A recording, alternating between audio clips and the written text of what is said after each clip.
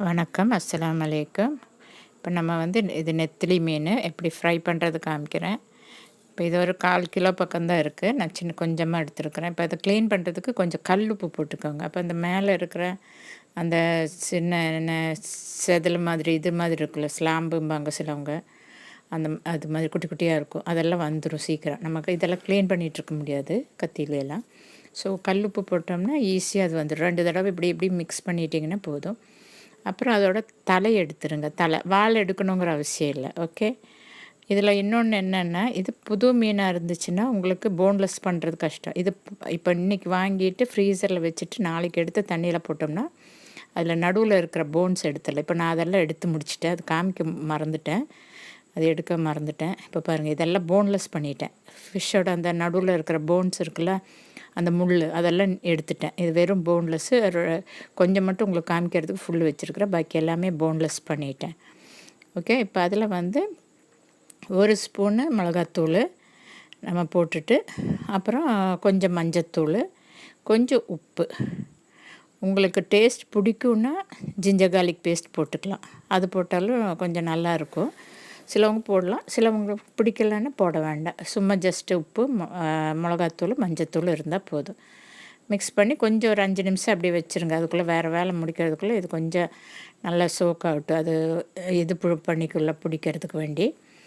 அப்புறம் சப்ஸ்கிரைப் பண்ணாதவங்க please subscribe பண்ணுங்கள். இப்போ வந்து தோசைக்கல் தான் நான் எடுத்துருக்கிறேன். தோசைக்கல்லில் ஃபிஷ் ஃப்ரை பண்ணிங்கன்னா உடையாது, நல்லாயிருக்கும் உங்களுக்கு. என்ன ஃபிஷ்ஷாக இருந்தால், பீசஸாக இருந்தாலும் சரி, மத்தி பெரிய பெரிய மீனாக இருந்தாலும் தோசைக்கல்லில் வச்சு ஃப்ரை பண்ணுங்கள். அப்போ ஈஸியாகவும் இருக்கும், உடையாமல் கிடைக்கும். இப்போ இது ஃபுல்லும் போன்லெஸ் தான் நான் போடுறேன். பாருங்கள், தோசைக்கல்லில் வந்து எண்ணெய் ஊற்றிட்டு அப்படியே போட்டு விட்ருங்க. போட்டுட்டு அதுக்கப்புறம் கொஞ்சம் ஃப்ரை ஆனோடனே டேர்ன் பண்ணி திருப்பி விட்ருங்க. திருப்பி அந்த சைடு வேகிற மாதிரி.